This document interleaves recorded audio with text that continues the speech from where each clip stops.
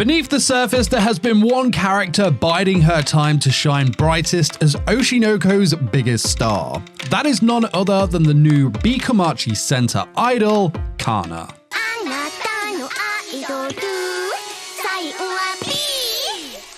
Kana Arima is one of Oshinoko's most popular and well-written characters, and I think that's down to not only how well the show has portrayed her in the anime so far, but also in how relatable her struggles are to us as viewers. Kana is one of the more complex characters in the series, and the show has done a pretty much perfect job in how they portray her to us. Oshinoko never goes too far into Kana's troubles while describing how she feels to us. It's the perfect execution of less is more. The perfect example of this for me was in episode 8. We see Kana roaming through the city as people are talking about Akane's dramatic return to love now. The color palette is extremely desaturated for a show such as Oshinoko, which is one of the most vibrant I've ever seen. This desaturated look is a representation of how bleak and lifeless Kana's world is. It's the perfect visual representation of just how dull the everyday is to Kana, as she is simply going through the motions. However, as soon as Aqua calls out to her and she sees him, the bright and vibrant colours fade back in, which tell us viewers that to Kana, her life is pretty stale and miserable through her eyes, but when Aqua is around, her world is full of bright and wonderful colours.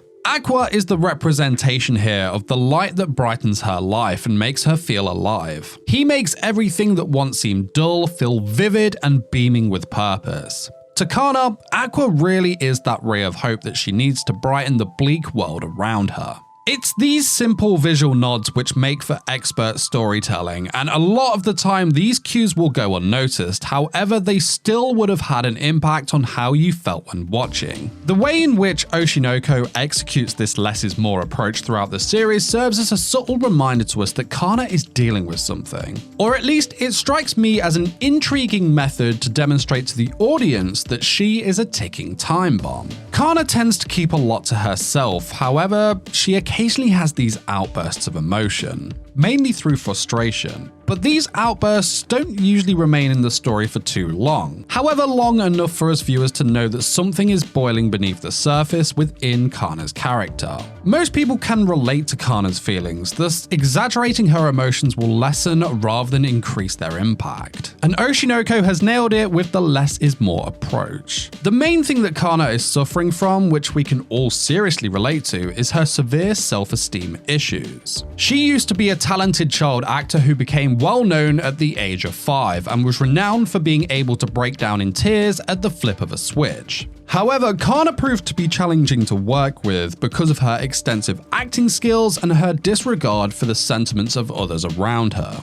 As a result of this, she started to get less work offers as she got older and stopped being a child actor altogether. This is one of the problems with finding fame and being praised so much for what you're good at, especially at such a young age. This all went to Kana's head and she developed an unhealthy ego that caused her promising future to crumble right away before her very eyes. Not wanting to let her dream slip away and of course craving more of that fame that she once had, Kana had to do something, and quick. In order to survive in the business, Kana modified her acting approach and became a lot easier to work with. She also frequently had to venture into other areas of the entertainment industry, such as singing and commercials. Even if the jobs were average at best, Kana did her best to polish her skills and do all that she could to reclaim her former self. This, of course, includes appearing in awkward commercials like the Pepper Bell one.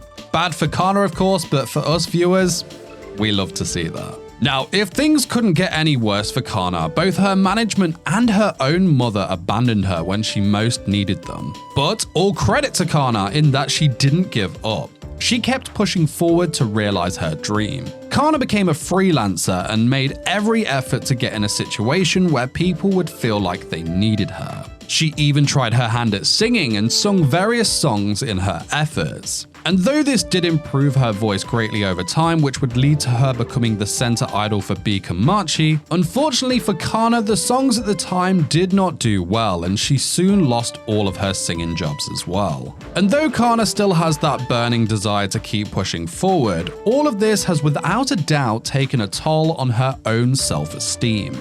She definitely isn't giving up anytime soon, but we saw in episode 9 of the anime that Kana really has lost all self-confidence in aspects of herself. When Ruby tells Kana that she should be the center of Bikamachi, she straight out refuses. She first says that she is a lousy singer, even though we find out that she is easily the best of the 3 idols. I honestly don't think that it's her talent that she is low in self-esteem about, but I do think that with every hurdle she has had to face, she has begun to question it from time to time. The evidence is clear, however, that it is her overall image that she has the least confidence in. She tells Ruby and Memcho that the group will never get any fans if she is the center because she is a one-hit wonder child actor who simply grew up, tried new things, and found zero success. She's only been getting jobs because of her past success, and yet she hasn't been able to replicate what she once had. She's forever chasing the ghost of her past. She says that Kana Arima has no fans and doesn't know who would want to fund a foul-mouthed talent such as herself.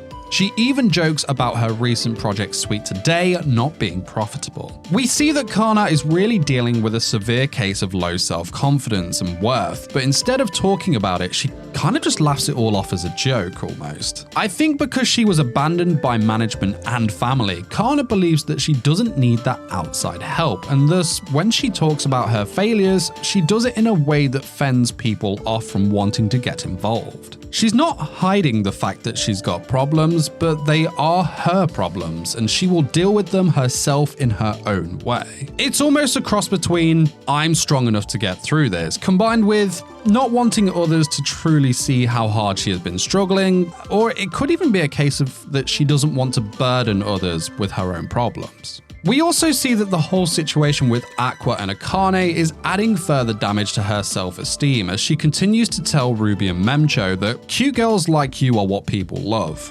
Nobody cares about Debbie Downers like me. Just think of me as filler. And it's sad to see her think of herself as just filler, but that's what the situation has done to her. Now, we see this interesting love triangle begin to form in Oshinoko with Aqua, Kana, and Akane, which is now adding further strain on Kana's character. Aqua and Kana's relationship is a complex one. The two first met as kids on the set of Taishi's film. Aqua immediately humiliated Kana's egotistical claims of being the best child actor around, and this was a humbling moment in her career that she'd never forget. They later met in high school by chance. The two became even closer after their reunion, and as they grew to be friends, Aqua persuaded Kana to join his sister in forming the idol group. Throughout the story, we have seen Kana showing her concern for Aqua, and of course Aqua returning the favor. She eventually develops romantic feelings for Aqua when the two of them co-starred in a live-action rendition of the well-known manga Sweet Today. However, when Aqua begins dating Akane after the dating reality show Love Now, their friendship becomes strained. Kana was heartbroken when she saw Aqua kiss Akane on the live show and actively ignored him afterwards. It was like this was now being rubbed in her face on top of everything else, and everything Akane had that she didn't was more ammunition as things that she felt lower in confidence with herself. You just feel so bad for Kana here. Aqua was this person who not only cared for her well-being, but was also a distraction for her from everything that was going on in her own life. Not only did Aqua look out for her as a person, but also for her career too. And I think she felt like he was the one person she wanted to let in helping her deal with her failures. There is no question that such a person would ultimately become a love interest for Kana, and to see this person with another woman who is seemingly much more successful in the industry than she is must have just crushed her inside. We see how much this hurt Kana when after the kissing scene with Aqua and Akane, it switches to Kana who is watching it alone in the dark, crying as she says, "This is literally the worst. Go kill yourself, jerk." I think the thing that makes the kiss so much more worse for Kana is that Aqua sought her out earlier in the episode to skip school together.